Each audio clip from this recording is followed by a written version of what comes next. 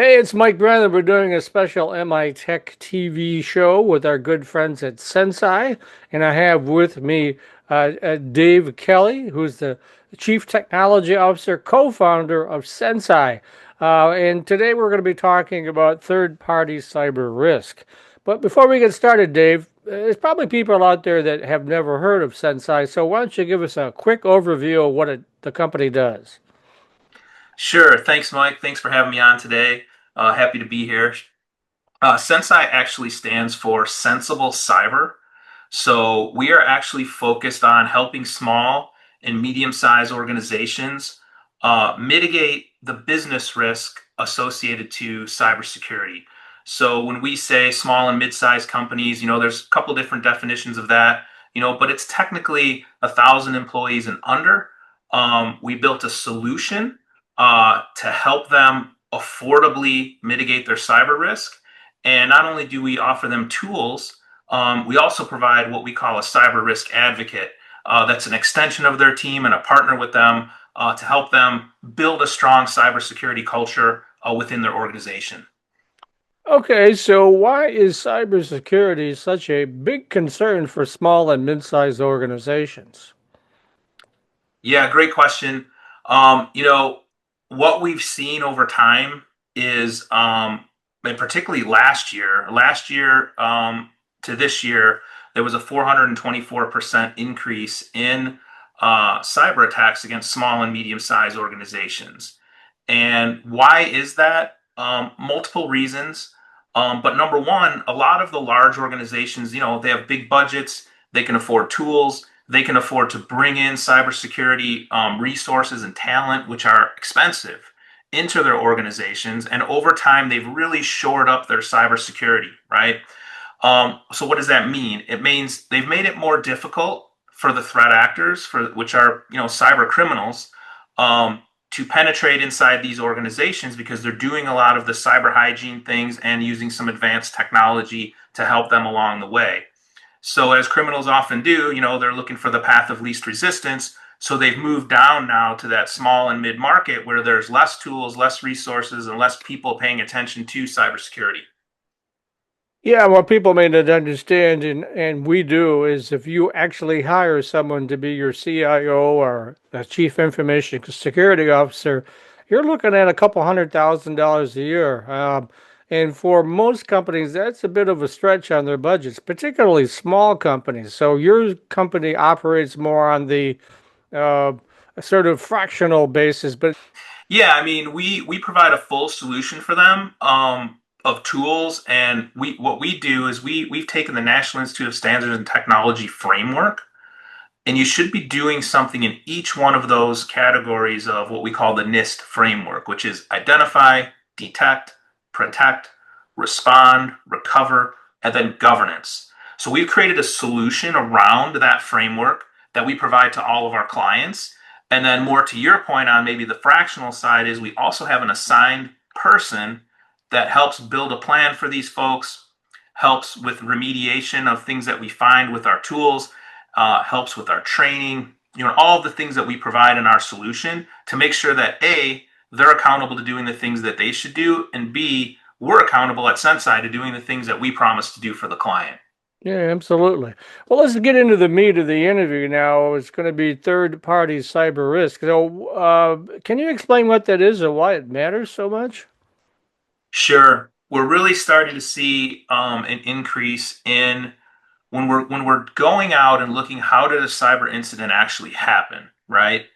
One of the things that we're seeing a big increase in is as these companies shore up their own cybersecurity, they're inheriting risk of some of their suppliers. So you could have your cybersecurity, in really great shape, but the weakest link becomes some of the suppliers that you're using if you're not taking a look at what they're doing in relation to their cybersecurity. What do I mean by that?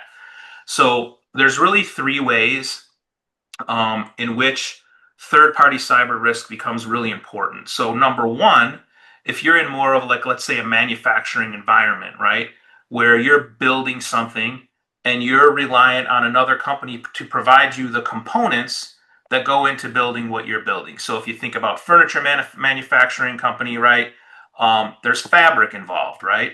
So if your fabric supplier has a cyber incident and they're down for 21 days, it's going to significantly impact your ability to get your product out the door, right? To get your furniture out the door, you may have to shut down some plants. You may have to. So there's a long tail risk that really you get impacted by virtue of that third party that's supplying you something. Not only does it create downtime, but your reputation risk is also really important because the client that you need to provide that piece of furniture to or that widget to is looking to you to provide it. And so, if there's an incident down your supply chain that causes a delay, it hurts your business reputation. So that's the first way in which cyber third party risk comes into play. Secondly, if you have anybody who has a direct integration into your technology systems, right? So if there's a direct integration into your technology systems, you, by virtue of that integration, have inherited that company's cyber risk, right? So you need to know how they're performing. Are they doing the same things that you're doing? Are they, do they have a good cyber security program inside their organization? And then lastly, if you're white labeling a solution, so maybe you have an overall solution and a component of it is somebody else's solution that you've taken and white labeled and you take it out to market and you sell it, to your clients, right? If you don't know the cybersecurity posture of that solution or that company, again, your client thinks it's your solution. So those are the three ways in which we see third-party risk being very important to all organizations as they grow. What does SensCy offer to help businesses get visibility into their suppliers' cybersecurity posture? What specifically do you do? Sure. So, we've taken a long look at this problem, and what we've done, and we do this actually for our regular clients as well. We've created something that's called the SensCy Score. And what it is it's a National Institute of Standards and Technology based cybersecurity assessment. So we've modeled it off of the NIST framework, those categories that I mentioned earlier, right? Mm-hmm. And we've also taken the time to model it like a credit score. So it's tangible and understandable. So everyone knows that, an 800 credit score is a good credit score. You get into the 700s, you're still going to probably get good interest rates and so forth. But once you fall into that 600, 500, 400 range, what happens? The bank's viewing you as a risk, right?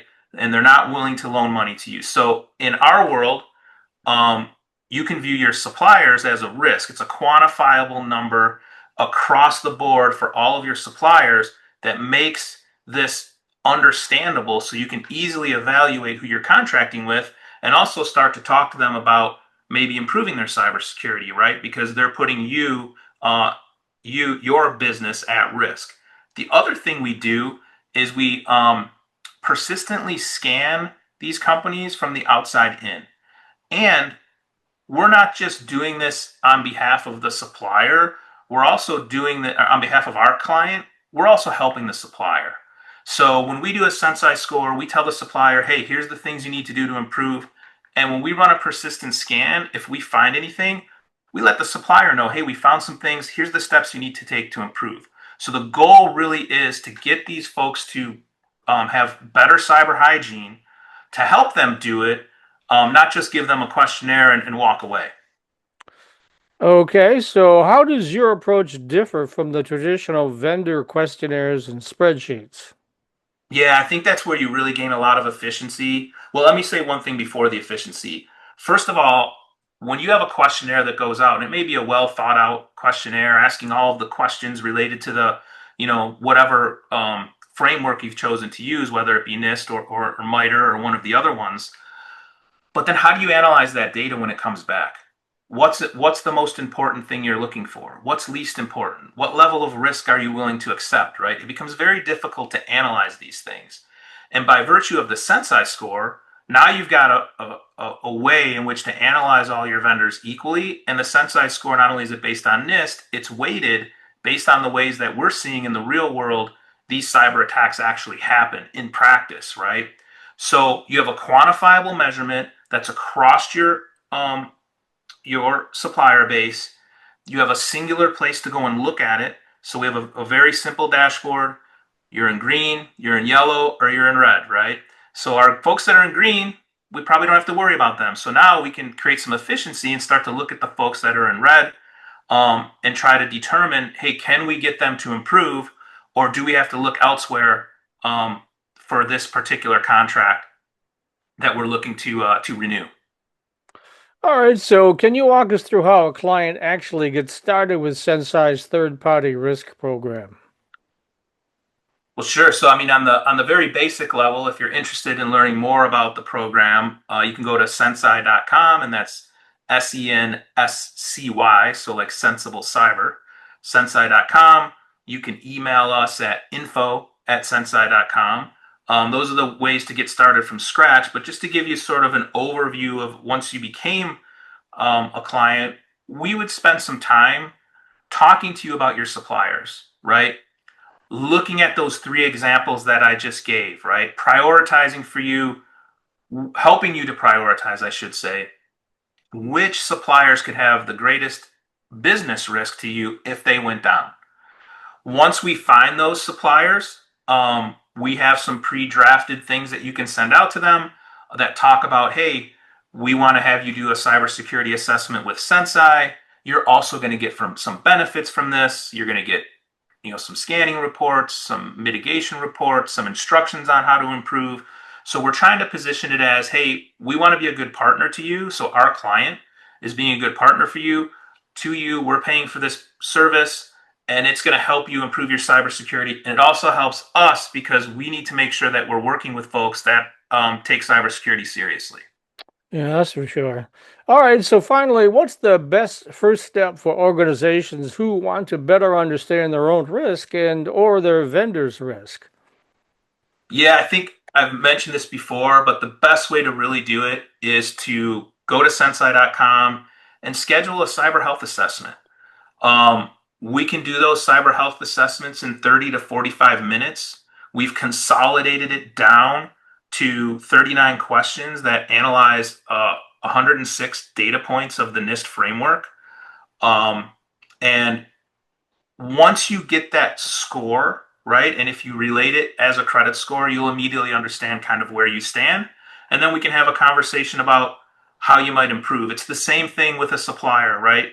If we're bringing on one of our own clients that wants to improve their cybersecurity, we're not treating them any differently than we are one of our client suppliers, right? It always starts with, we need to figure out where we are first before we can know if we need to improve. And sometimes we may be already doing great, right? So you can also find out from the assessment that, hey, you're already at 940, right? There's only a couple of things that you could potentially do to get yourself to that 1,000. So it goes both ways.